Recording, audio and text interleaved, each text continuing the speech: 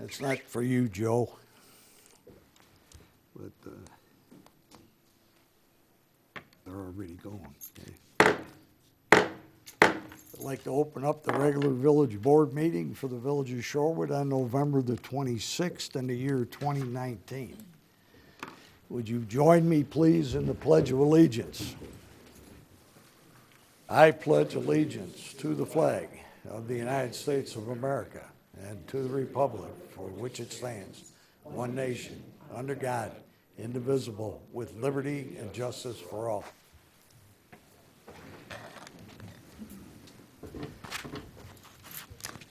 And roll call, please. Mayor Chapman. Dan Anderson. Here. Steve Brockman. Here.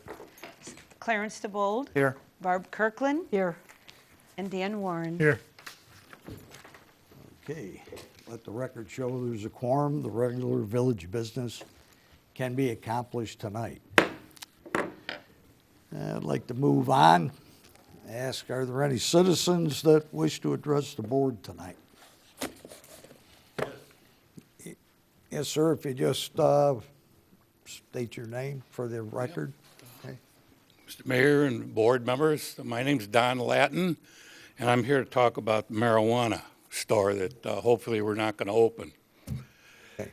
But anyway, I was the chief of police out here for 21 years. I worked in Chicago, I worked in Romeoville, and out here for 21 years, 34 years total and as a cop.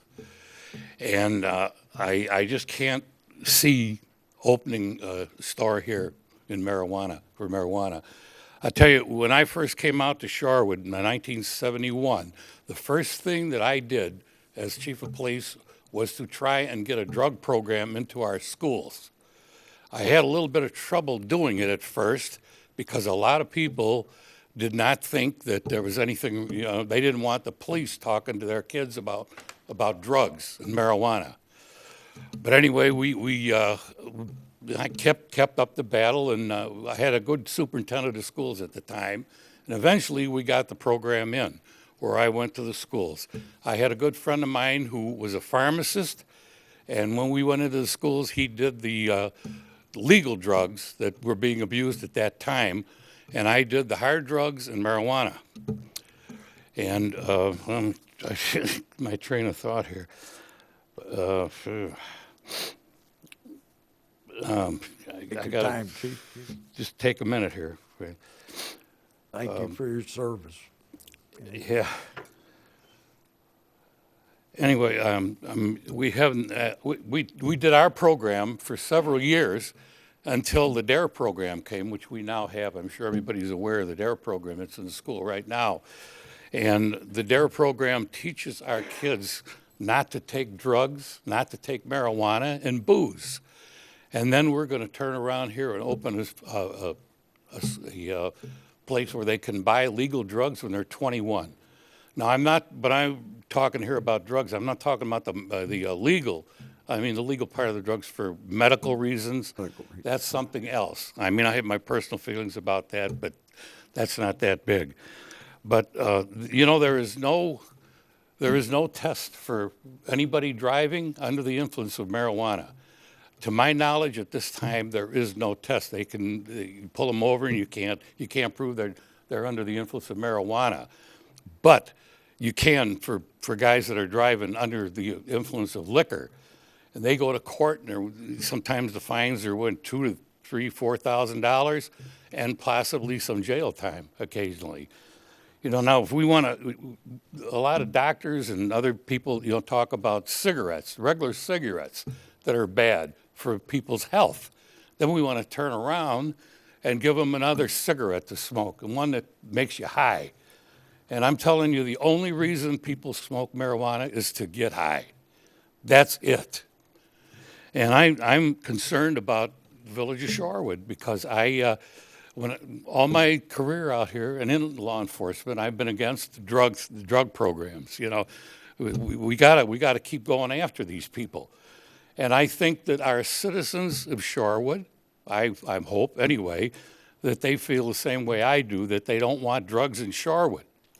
And that's the way I feel. I care about the kids coming up. And I think that we really ought to think twice about what we're going to do here. Open this place for that. And here, something that doesn't really pertain to the marijuana. I was watching last week on TV, and there is a state in our country, right here in the United States, that has decided, the mayor signed a bill that's going to have a safe house for heroin. And this is no lie. This was on TV. I listened to it, and I'm thinking, Jesus, what are we getting into now? You know, they want to do it, and their reasoning behind the whole thing is that if we let these people come in and have a safe place to shoot up, that they'll get clean needles and won't get infected.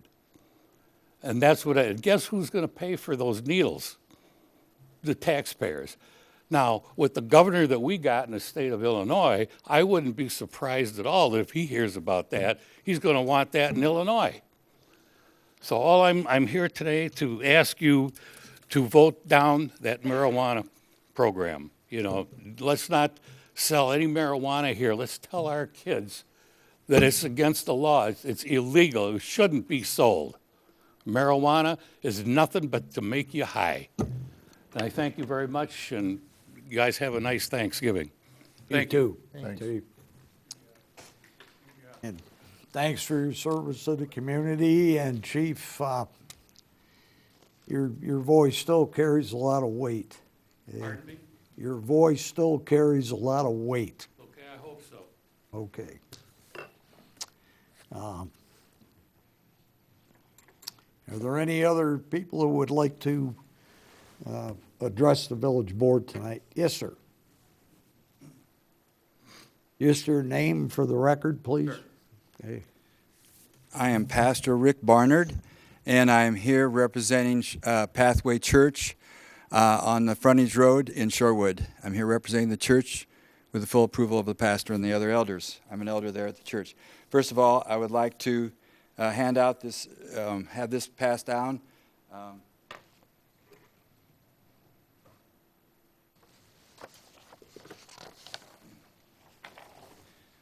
This is part of my article that was printed in the Joliet Herald News on September 24th, and it's just as part of the article. And it on the second paragraph, it talks about the experience in Colorado, and it was put out by the Rocky Mountain High Intensity Drug Trafficking Area. This is a government agency that was established in 1996 by the White House Office of National Drug Control. This is what they have found since Colorado legalized recreational marijuana in 2014. Marijuana-related traffic deaths increased 151%, while all Colorado traffic deaths increased 35%. Traffic deaths involving drivers who tested positive for marijuana more than doubled from 55 in 2013 to 138 people killed in 2017. Also, violent crime increased 18.6%, and property crime increased 8.3% from 2013. In addition, the yearly rate of emergency department visits related to marijuana increased 52% from 2012 to 2016, and the yearly rate of marijuana-related hospitalizations increased 148% during that same period of time. One of the things that people don't understand about this issue is that there is no limit on the percent of THC in the marijuana. Absolutely no limit. There's no. They say it's regulated. There's no limit. Back in the 1970s, the THC mind-altering component was 2%. In the 1990s, it was 3.8%. Then it went to 2014, I think it was 12.2%. I asked the educational outreach guy for the greenhouse, which has a facility in Morris and has 3 others, what percent of THCs they're going to be selling. Up to 30%. That's a lot. 30%, this is 7-8 times the THC mind-altering component that what they had in the 1990s. The other thing is that this is not just talking about marijuana. They're going to be putting this in all kinds of edibles. It's going to be, this is an article from the Sun-Times a few months ago. It's going to be in K-cups, Keurig cups. It's going to be in beef, Ramen, R-A-M-E-N. It's going to be in chocolates, cookies, gummies, caramels, granola bars, and more. And I wish all of you could read this book that just came out this year. Tell Your Children the Truth About Marijuana, Mental Illness, and Violence by Alex Berenson. He was pro-marijuana. He was pro-marijuana, and he had a wife that was a psychiatrist involved in criminal cases. And he found out that the number of marijuana, that this has been leading to psychosis and schizophrenia. And he has a whole chapter and he points out how in 2017, after many studies, the National Academy of Medicine issued a 468-page research report entitled The Health Effects of Cannabis and Cannabinoids. And it said, this committee said there's strong evidence that marijuana causes schizophrenia and some evidence that it worsens bipolar disorder and increases the risk of suicide, depression, and social anxiety disorder. Cannabis use is likely to increase the risk of developing schizophrenia and other psychosis. The higher the use, the greater the risk, the scientists concluded. And I wish everyone could read this book, because it's not only leading to mental issues, but it's leading to actually people having bad trips and committing murders. He tells about Richard Kirk in Colorado. He was a man. He was a Mormon. He didn't use marijuana or drink, and he had in his earlier days, but then he had stopped. And he's a successful graphic designer, a beautiful wife, 3 kids. He went and bought some orange. So to relieve some back pain, he went and bought some Karma Candy Orange Ginger, edible with 100 milligrams of THC. And it caused him to have a very high paranoid reaction, and he killed his wife that night, and he's in prison for life. These things are happening. I wish someone could read this book, because this guy was pro-marijuana, and he comes out. We don't understand the edibles that this thing's going to be in, and how high a percentage of THC is going to be, and how easy it's going to be for the kids to get these chocolates or candy or whatever and ingest it. And their brains are still developing. It's even more of a risk for them. So I urge you to opt out of this. This is nothing but a can of worms. Thank you. Thank you. And, yeah. And just to make everybody aware, the board hasn't taken any action on the opt-in, opt-out. We haven't even drafted the ordinance yet to do it. We had an open forum here 2 weeks ago and got a lot of input.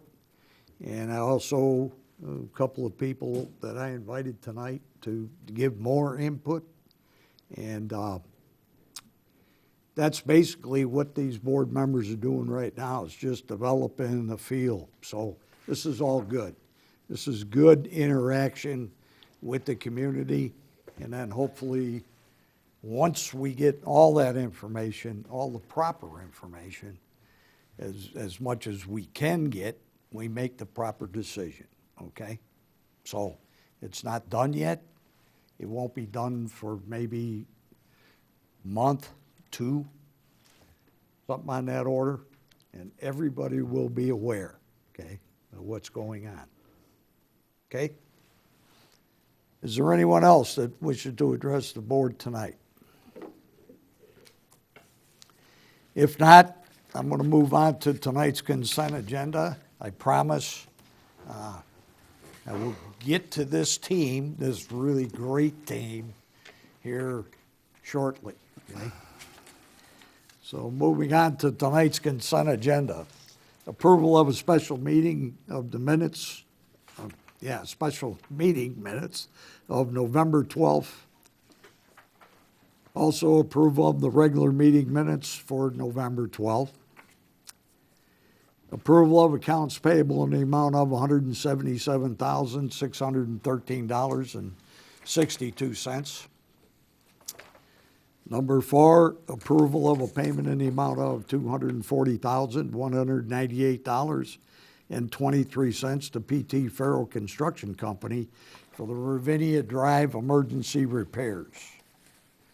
Number 5, approval of a payment in the amount of $19,000 to PT Farrell Construction for the Ravinia Drive surface removal and overlay. Number 6, approval of a payment in the amount of $10,964.16 to RJN Group for professional services for the 2019 manhole rehabilitation design. And finally, approval of a payment in the amount of $14,275.10 to RJN Group for professional services for the 2019 smoke testing and manhole inspections. That's on basin number 6. Are there any items on tonight's consent agenda trustee would like to remove for further review? Are there any questions on tonight's consent agenda? Motion to approve. Second. Okay, Diane, roll call, please. Anderson. Yes. Brockman. Yes. Kirkland. Yes. Warren. Yes. And DeVold. Yes.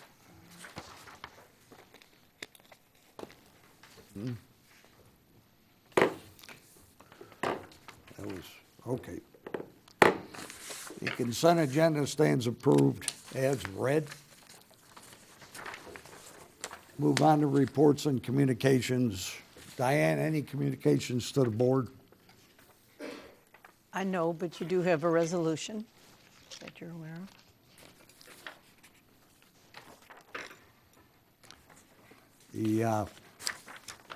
The resolution's actually number 1 on the business, okay. I have no report tonight, except that the tree lighting ceremony went off great. Thanks to our Public Works Department, the Bold for moving the tree in,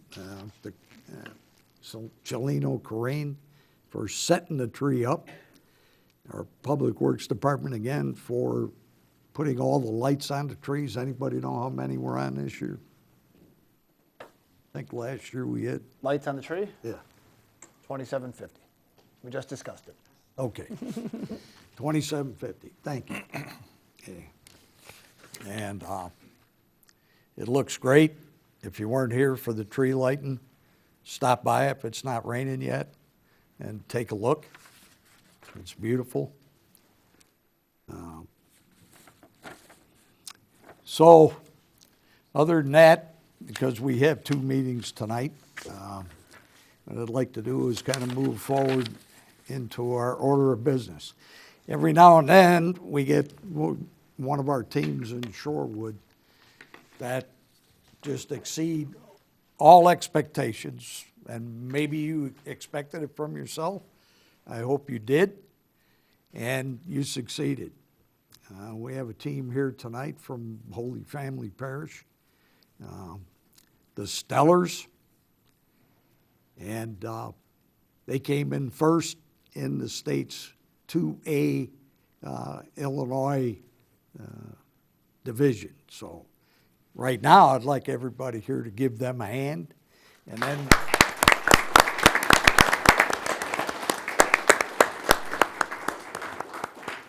the village, in honoring our schools and our kids, and rightly so, I think they should see the good side of things and strive to maintain that goodness, and that is working hard, practicing hard, studying hard, and then every now and then winning a championship. You're going to remember this your entire life and all the other things that are to come. Hopefully you're feeling proud of yourself because your community is proud of you. And to prove that, the village board is going to vote tonight to approve this resolution. There'll be a copy of this resolution that'll be made out to each one of you individually. You're going to sign this tonight, give it to the coach, I guess. Right. Okay. And it'll look like this. Okay. That's something you can hang on your wall in years from now when you take your colleges to a championship. You can look back and say, well, I've done it before. And I'm proud of what I've done, but this is great. So let me read the resolution to you. Okay, Resolution 19R 972. A resolution of the Village of Shorewood, Will County, Illinois, honoring the St. Paul's Holy Family Stellars baseball team. Whereas the St. Paul Holy Family Stellars baseball team is a member of the Illinois Elementary School Association. The team took first place at state in the IESA Class 2A state tournament. And whereas members of the St. Paul Holy Family Stellars baseball team are, and I hope I get them all right, Derek Black, Jake Troiner, Mitchell Widlick, Alex Nahas, Josh Clark, Alex Sanchez, Jake Gimbel, Alex Rios, John Greenwood, Carter Bannister, Patrick Ferris, Andrew Ferris, Connor Lutham, Brady McKeon, and Graham Roseland. I hope I got them all good. I'd like all you boys to stand up, and the coaches, okay? Because whereas this team was led by head coach Mike Malone, assistant coach Pat McGinnis, assistant coach Roger Bannister, and assistant coach Tom Terrell. And whereas at state, the Stellars, now listen to this, okay? The Stellars took on the Maroa Forsyth Trojans and won 1-0, moving Stellars forward to the semifinals as sectional champions. And whereas the team played Brimfield Indians and won 13-2, moving the Stellars forward to the state finals.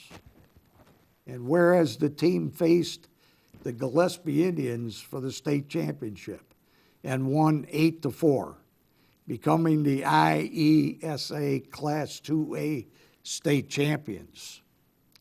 Now therefore be it resolved by the President and Board of Trustees of the Village of Shorewood that we do hereby express, or they do hereby express, their sincere congratulations to St. Paul Holy Family Stellars baseball team and its coaches for being the champion baseball team in the state of Illinois. We recognize and commend your dedication and hard work. Such a title brings honor to you, your school, and your community, us.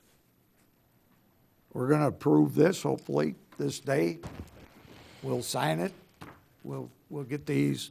But I'd like you boys, I'd like us to stand up and give you a round of applause.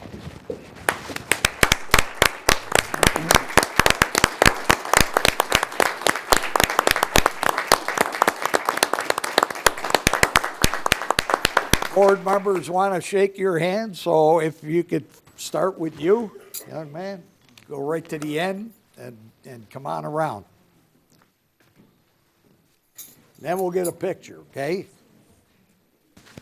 Congratulations, buddy. Good job. Great job. Great job, guys. Congratulations. Congratulations. Very good job. Congratulations.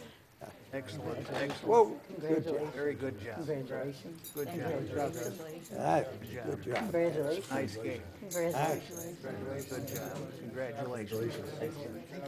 Congratulations. Congratulations. Very good. Yes, we're gonna get them, all the boys up front here, Coach, okay? congratulations. And we're gonna get behind them here. Coach, very good. Congratulations. Hey, guys, we got one more thing for you, so if you could all get up here. The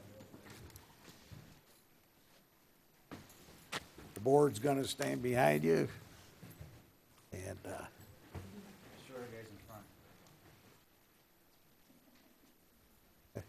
yeah. Somebody with a camera tell me if that's good. Huh?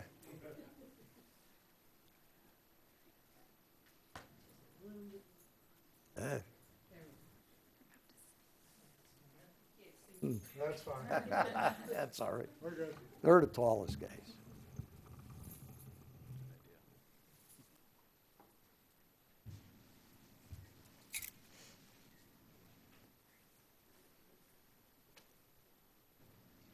Smile, guys.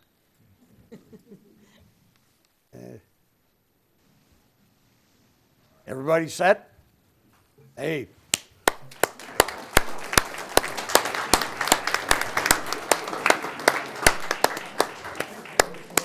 And also, Coach, the boys can be dismissed right now. We'll give a minute, so. You want to do the approval them to first? leave.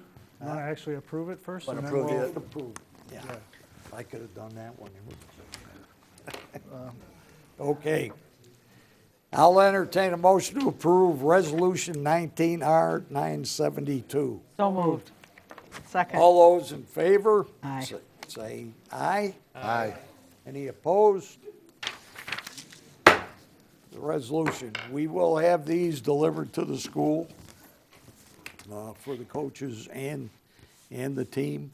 And again, guys, congratulations. You did a wonderful thing for your school and your community. And now, so you don't want to go through the rest of this board meeting. Take them for, no, I'm not going to tell them. Good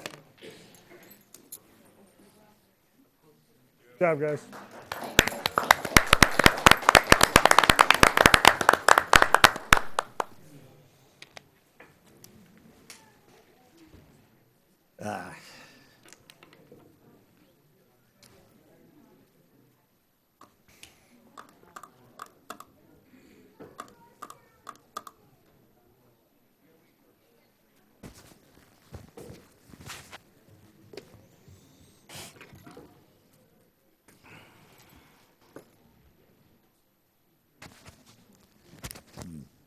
Get water.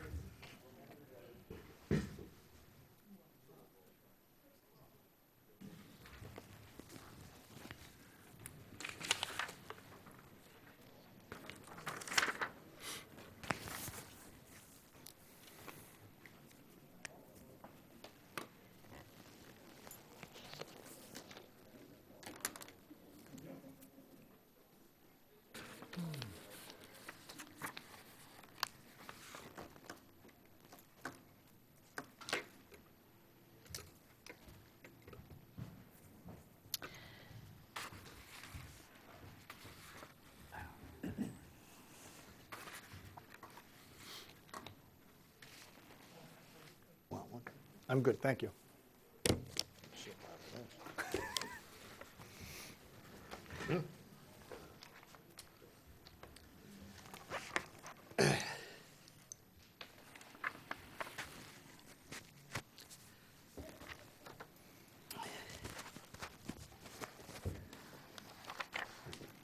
Okay.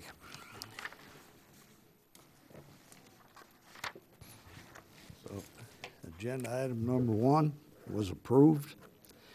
Moving on to number 2, consideration for approval of a financial services agreement with Spear Financial. Ms. Burkholder, our finance director. And you. company. Good evening. Tonight, I am here to introduce Anthony Maselli of Spear Financial to the board. As you may recall, our previous financial advisor closed their office in Chicago at the end of last year. So we've been taking that time to consider how to best move forward. And as we grow near to a Lake Michigan water project and other infrastructure projects that would require the issuance of debt, it has become apparent that we need a local presence to best serve the village's needs. A financial advisor takes us all the way through the debt process. They'll give us options to examine and what would be the best fit for the amount of debt we'd like to borrow and the repayment terms that would work for the village. The bond, they take us through the bond rating process and then the sale of the debt. And then after that, they're able to make sure we're staying compliant with any terms relevant in our bonds. So staff interviewed 4 different firms and feel that Spear's expertise will best fit our needs. They have a lot of work with other big water projects and water groups and are also very familiar with other municipal infrastructure projects. So this is Anthony Maselli. right here. So he's here to answer any questions you may have or speak on behalf of their firm. Hello? Good evening, everybody. I'm, as Ann had mentioned, Anthony Maselli with Spear Financial. Just briefly, Spear Financial, as a municipal advisor, has been serving Illinois municipalities since 1954. We have been, for the last 25 plus years, the most active municipal advisor in Illinois. We serve a number of local communities nearby, as well as the county, park districts, and many other water districts. So with that, we're very excited to have the opportunity to work with the village now and in the future, and I'm happy to answer any questions that you may have. Could you spell your last name for me? Sure. Miceli. I see in your, in the memo here that you guys have experience in financing the water projects, and as you know, we're gonna have one coming forward, so. Absolutely. You'd be Yep. able to help us out without having to get any, get up to speed on this, I guess, and, Absolutely. No, I think we can hit the ground running really quickly on that. We have, we work for many of the other water agencies as well as have done water projects for many municipalities.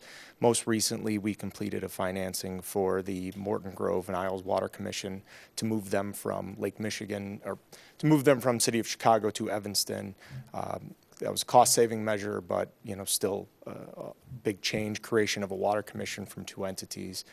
We work for Central Lake County Joint Action Water Agency, Northern Municipal Joint Action Water Agency, you know. seen DuPage in there too? Yeah, we did, we worked initially on DuPage. They haven't done anything in quite a while, so we haven't worked with them in, but we worked on the formation of that in the 80s, so. I think the questions for you are gonna be once we start bonding out. Yes, and we'll be here to answer all of those questions when the time comes. Okay, Okay, great. thank you for coming. Thank you. I'll make a motion to approve the financial services agreement with Spear Financial. in the Second. Of Shorewood. Okay, Diane, roll call, please. DeBold? Yes. Warren? Yes. Kirkland? Yes. Brockman? And Anderson? Yes. Agenda item number 2 stands approved. Moving on to number 3, consideration of, for approval of an ordinance approving an intergovernmental boundary line agreement between the Village of Shorewood and the Village of Manuka. This is up for its second read. Mr. Culata. Thank you, Mayor. What you have before you is the same document that was at the last meeting for first reading. So there is no changes since that point. I do know that the Village of Manuka is also taking this agreement up at their meeting this evening as well. So if you have any questions regarding the agreement, I'd be happy to entertain those. 20 years? Yes. Okay. Okay. Already heard Mr. Anderson's statement, 20 years. Yeah, I saw that. Okay. I'll make a motion to approve the agreement between the Village of Shorewood and the Village of Manuka boundary agreement. Second. Okay, Diane, roll call, please. Anderson? Yes. Brockman? Yes. Kirkland? Yes. Warren? Yes. And DeBold? Yes. Agenda item number 2 stands approved. Moving on to number 3, consideration for approval of an ordinance approving an intergovernmental agreement, wait a minute, sorry. When I get a team like that, Ann, I get behind myself sometimes, okay? Number 3, consideration for approval of an ordinance approving an intergovernmental boundary line agreement. All right. We just did that. Are you slipping papers on me here? Video gaming. Yeah, oh, yeah. God damn, that's where I lose my focus, yeah. Number 4, consideration for approval of an ordinance amending the Village of Shorewood Code of Ordinances, Section 3, Chapter 18, video gaming. This is up for a second read also. I'm opening that up to the floor right now. Mr. Colada, would you like to at least give us where we're at? Yeah, we talked about this last meeting. There were some changes that were requested by the board.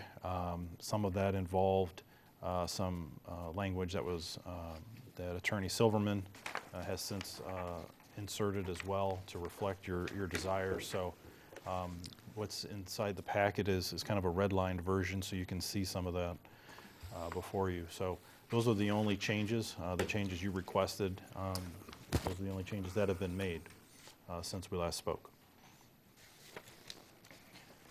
Changes were the Second the page, bottom intent paragraph. was to keep this from spreading out to every business, keep it from spreading out with kiosks.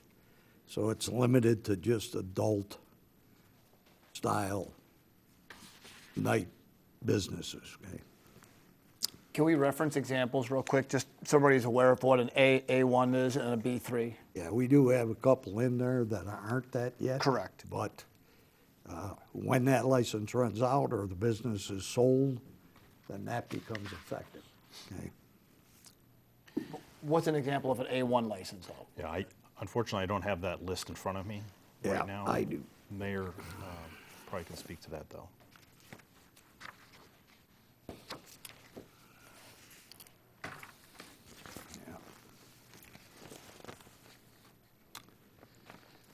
The A1 be a tavern prohibiting live entertainment, okay? Okay. So, but it would be like, well, I don't think we have one right now. No, that's, okay.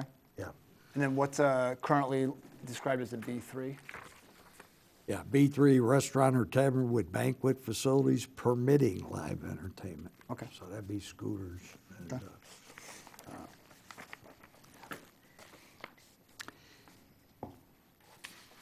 okay?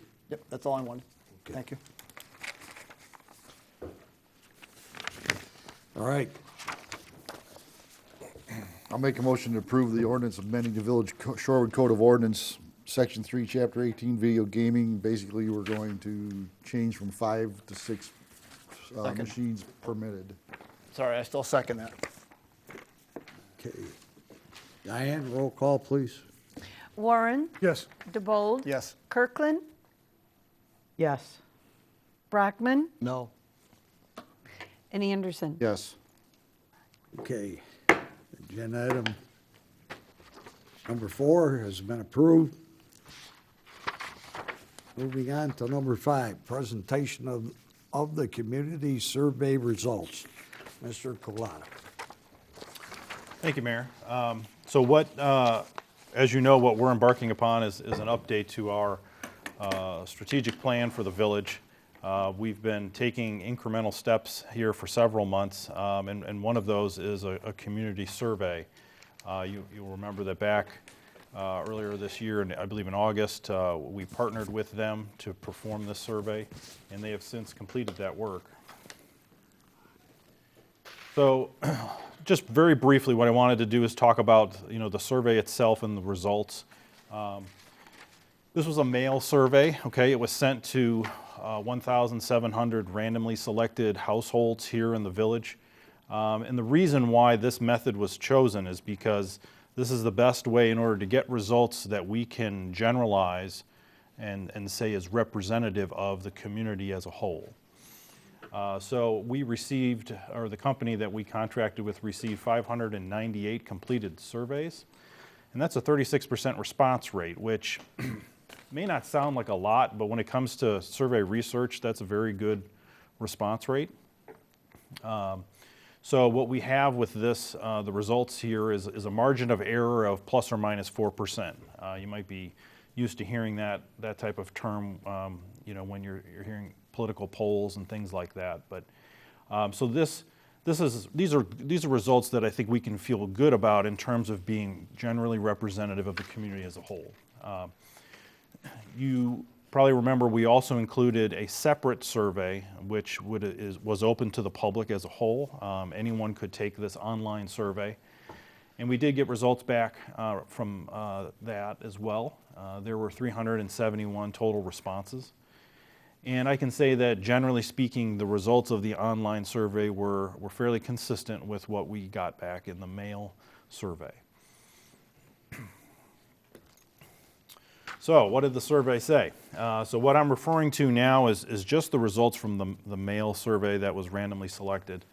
Shorewood residents continue to give the village high marks, and I say continue because this is the third time that we've had this firm do a community survey for us. So for this most recent one, what we see is we got very strong marks in terms of quality of life. 92% thought it was it's either excellent or good. Okay, that's what we refer to as a positive rating, excellent or good. Fair and poor would be a more negative rating. And then in terms of Shorewood as a place to live, 96% thought this was an excellent or good place to live. And also 94% of residents said that they would recommend Shorewood to other people.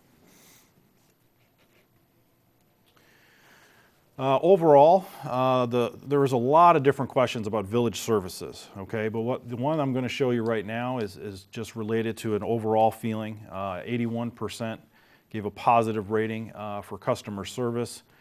So this is a good rating, in my opinion, for village staff. It shows that they are performing in a very professional and competent way. As I mentioned, you'll see in the survey documents that you've received in front of you, there's a lot of other questions related to services, and we'll get into some of those.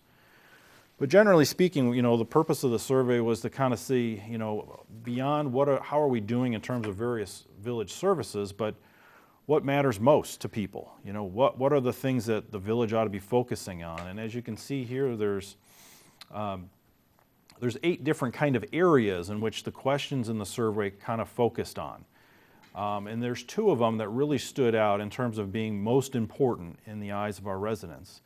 And those are safety, public safety, as well as the economy. So speaking towards that in a little more depth, in the next 2 years, what residents said is that the village, 95% said the village ought to be trying to promote the overall feeling of safety in the community. It was also felt that 92% thought that the economic health of the village should be a priority as well over the next few years. Get a feeling there about, were they talking about creation of jobs? That's definitely a part of it, and I know it's a little difficult to see that here, but we go into a little more depth with this next slide. Basically, there was a couple other questions that we asked related to what should we be focusing on in the coming years, and some of these here were crafted by staff to kind of see what do people really think, besides just to say safety is perhaps not as telling as other things. So the top line there, what you see, it says encourage entrepreneurship and small business development. So you have 4 different colors there. The darkest, farthest on the left, is what people said is essential. Okay, so for example, for entrepreneurship, 32% said it was essential that the village focus on that in the next 2 years. Next to it was very important. So 45% of residents thought it was very important. So right there, that's 77%, okay, thought it was either essential or very important, the village focus on that. And then you could also add 21%, which is those that felt it was somewhat important. And then 2% was not at all important. So as you can see, it kind of shifts as you go down to the different questions, but that second one is attract high-skill, high-wage jobs. Okay, 63% said it was either essential or very important for the village to focus on that and work towards that in the coming year. There's a couple others that I'll mention. The next one was offer more community events and activities. So you could look at it in terms of who thought it was important. And what this shows is that 90% thought it was important. 54% thought it was either essential or very important, okay? So obviously we do provide various programs, activities currently, but our residents feel that it would be better for us to do even more of that in the years to come. So there's various other ones listed there. But generally speaking, that's kind of some of the highlights from the survey. Now, there's probably 100 or more pages of actual survey data here that I've tried to, concisely summarize. So what you have before you is this binder that includes several documents, okay, one of which is this community survey summary. Okay, so this one I drafted, and the intent of this one is there's various questions about the same topics kind of all throughout the survey, okay? And then there's a separate document that talks about trends. How did we do in certain areas in the 2007 survey? And how did people rate us in 2014? So what this summary does is it tries to compile all that together in one spot by topic, okay? So you'll look at things like public safety, economic development, and so forth. So I recommend this to be the first thing that you read if you want to read about the survey results. However, we did include the various documents and parts of the study that the National Center for Research prepared for us. But there's a lot of data there, a lot of numbers. So this is, I think, a good foundation for our strategic planning effort. This was just one of the things, but an important thing that we've done to get resident input. Okay, I think it's very important, and I know that you do too, that we try to represent the views of our community, and this survey was definitely one way to do that. Some other things that we did was we held focus groups regarding residential, industrial, and commercial businesses. And inside the binder, you will see a summary of what those, we brought in subject matter experts to speak to each of those topics. And we have a summary of what they thought. And generally speaking, what they said was, this is what we think of Shorewood. This is how we would describe Shorewood. And these are the messages or the things that, that you all as policymakers should consider going forward if you want to continue to have the growth that's necessary and to provide the services that are necessary for our community. The last thing that's in this binder is something called an environmental scan. And this is just another document that kind of speaks very broadly about the organization. So it's more of kind of the facts and figures probably that you're accustomed to seeing, things regarding our financial condition, housing and permitting activity, things like that. So again, the intent of all of this is to give you that foundation for the two meetings that we have coming up on December 2nd and 3rd to speak more in depth regarding the strategic plan for the village. I'd be happy to entertain any questions you might have. We need to be able to sit down, dig into it. Okay. Yeah. That's why we're bringing it to you now, so you have some time. I know after Thanksgiving you probably want to read something, so maybe this will be a good opportunity to do that. For football. After the game, of course. Okay. Okay. Thank you for that. We'll move on to agenda item number 6. Okay. Consideration for approval of a resolution setting meeting dates. I already see a mistake on there. Okay. The meeting dates, there's a miss. Okay. I didn't have mine right out in front of me. It's, one of them comes out on a Wednesday. Anybody? Yeah, have it? I think that was caught in an email we followed up with just the other day. So when the packet version probably doesn't contain that most recent one, but it has been amended. Okay, that's been amended. Yes. All right. Okay. It says 7:30, our village board meetings. Oh, that's the committee of the whole. Yeah. All right, never mind. Isn't that more like 8 o'clock or, Any questions on that schedule? yeah? No.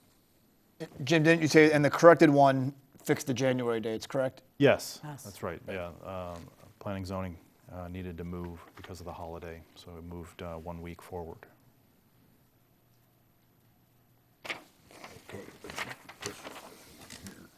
That was the first and third, and then, yeah, there was a day in That right Wednesday. here, Yep, this yep. is the 10th. Okay.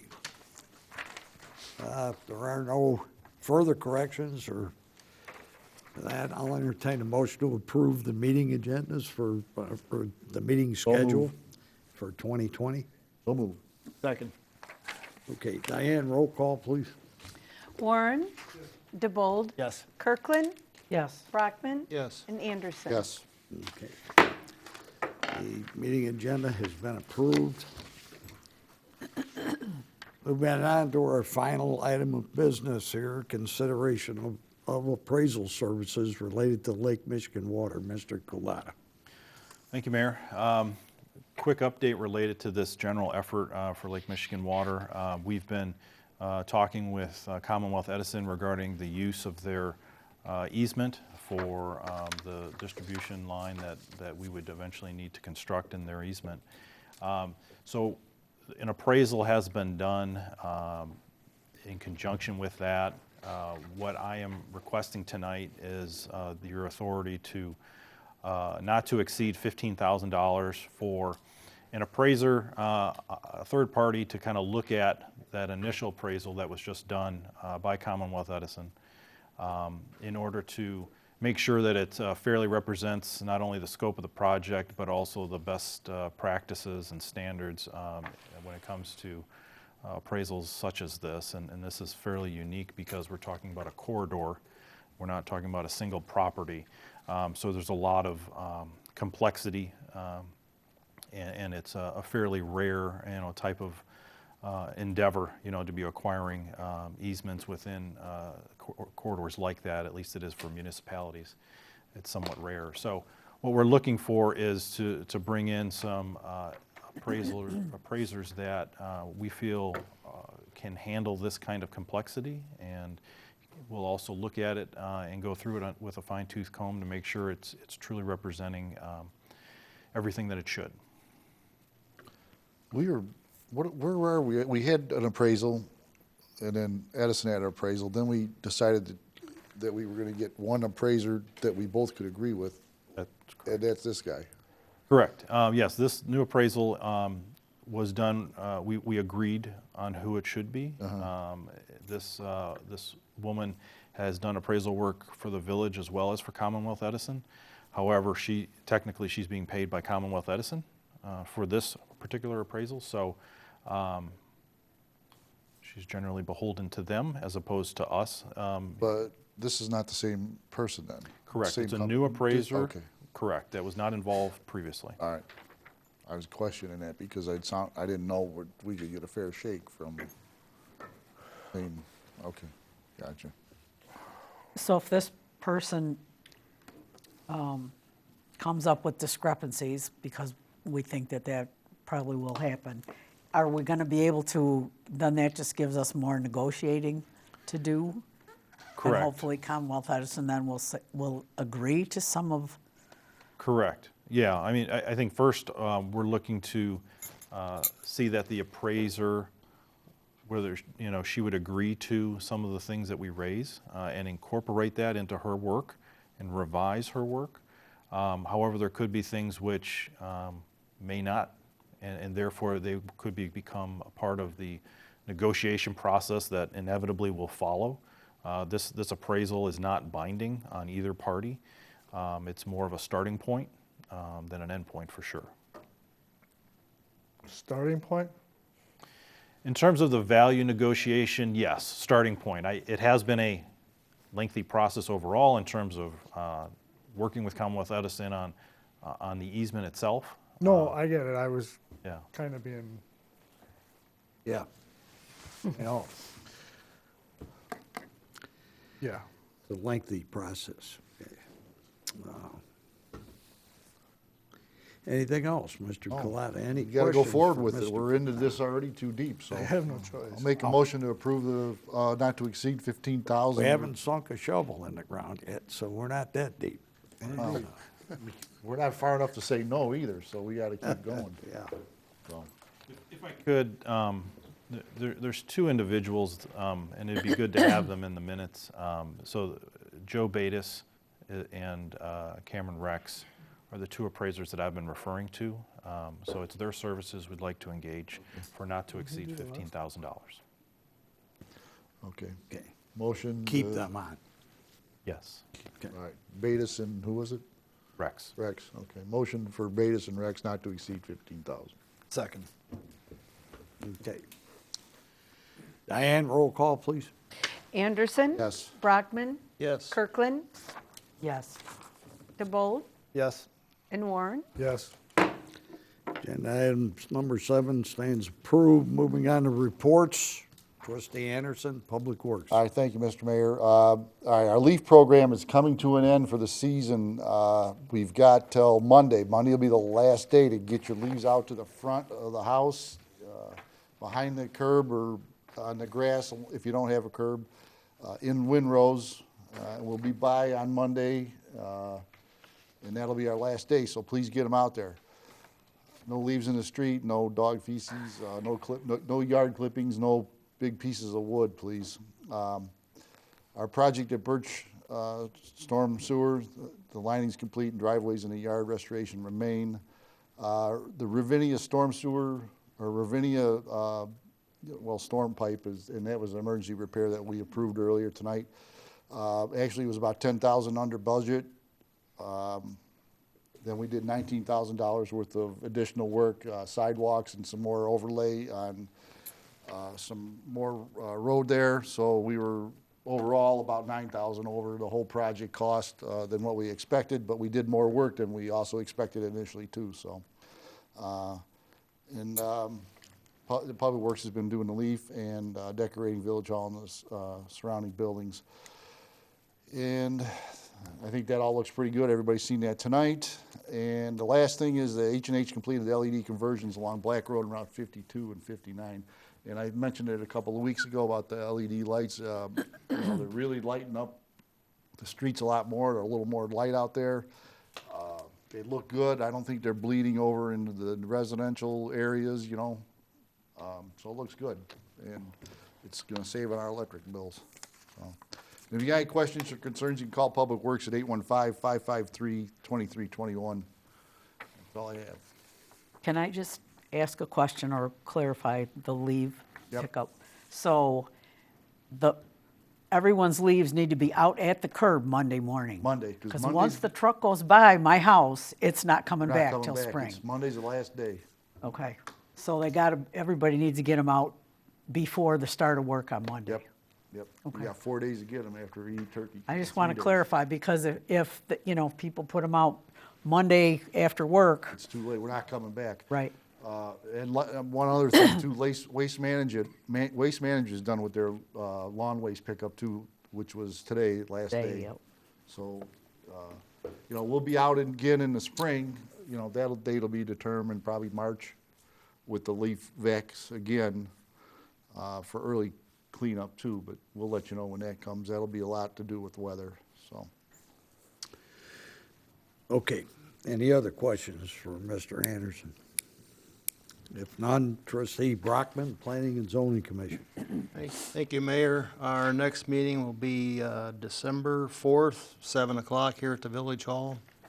And we have 2 agenda items presently, conditional use request for hand and stone massage and facial spa at 976 to 978 Brook Forest Avenue. And we have, we'll be discussing a text amendment for portable storage containers. Great. So, Okay. December 4th. Thank you. Okay. Thank you. Any questions? Trustee Kirkland, Parks and Recreation. Thank you. Registration for winter programming is now open. Registration's available here in person at the Village Hall or also online. Festival of Trees is also now open to the public during regular business hours and will run through the month of December. Thank you to all who attended this evening's tree lighting. Thank you to the Salato family for the donation of this year's Village Christmas tree. Also Arbor Tech Services, Chelino Crane, DeBold Trucking and Topsoil, Shorewood Public Works Department, and the Police Department. Everyone did a fantastic job with the harvest, transportation, and installation of this year's tree. Upcoming events, we have our Festival of Trees, again, as I mentioned, through December 27th. And it looks really nice out here. We got about 35 trees, so if you get a chance to come up, it would be worth the trip. We have Sunday with Santa is December 1st. Bring your cameras and take a picture with Santa Claus. He will be here in the boardroom, the Village Hall from 11 to 1 p.m., and that's Sunday, December 1st. And new this year, we have our Holiday Lights Tour. That's December 6th. Join the park staff to take a trip through town to see the lights. We'll have 2 hay racks going through town, leaving from 4 locations between 6 and 8 p.m. You need to call the Parks Department to pre-register. That number is 815-741-7710. And they added additional trips because the first one's filled up so quickly. So looks like it's going to be a popular event. And that concludes my report. Okay, thank you. Trustee Luciano's sick tonight. Did he give you any report? Yes, he wanted us to mention that the committee is on break for the holidays, but the committee will meet again on January the 23rd. Okay. Tonight's on their agenda, we had the executive session, but it was over the same issue, which the administrator reports to me is not available, so there will be no executive session. I'll entertain a motion for adjournment of the regular meeting. We'll take about a 3-minute break and come back. Yes, sir. Yes, sir. Certainly. Yeah. Thank you. My name is Frank Flory. I live behind the gun range that you guys put up over there. And according to some of the stuff that you guys got, it said there wouldn't be a noise problem over there. Ever since he's opened up, we've had a noise problem over there. Yeah, I'm not aware of it, okay? So, I've been over by your office 4 times. You never returned my telephone call. well, and, I just wondered, can Not the you case, guys do usually. something about that? Call a guy in Ohio? I've called him up about 3 or 4 times. All he does is give me, well, yeah, we're going to do this, we're going to do that. He doesn't do nothing for me. All I've got is a mess over here. I probably couldn't even sell my house for a quarter because it's that bad over there. Where are you located at, sir? Where's your house? 4225 Whitetail Courts in Joliet, right behind the gun Okay, range. all right. You know where it's at. Yep. Okay.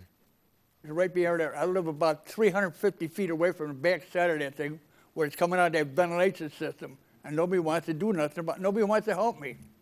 That's the problem. First I'm hearing about Yeah, it. first I've heard of this. Pardon me? This is the first time we've heard of it. So, Okay, fine. Thank you if you can take it into consideration, would you please? Thank you. Okay. Sir, how do Okay. you spell your So I name? can say thank you. yeah, Spell your name? Your last name? Flory, F-L-O-R-Y. Thank you. First name is Frank. Thank you. Thank you. yeah. Did you call an old number that was listed for me, or did you call the village hall? I called this Kevin guy, I called him right at the office.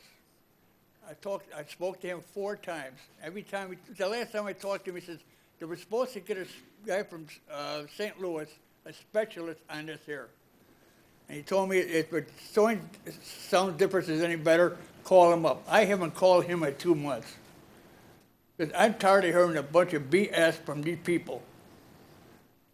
You know, Blame him. Mayor, excuse me, that's exactly what he said to you. At one of the meetings, I got 2 sworn witnesses that it said, you asked him if there's gonna be a noise problem, he told you no. And that I do remember, okay? So why should he lie to you like that? That's absolutely wrong. He don't belong over here. You're gonna get a visit, okay? Thank you very much. All right.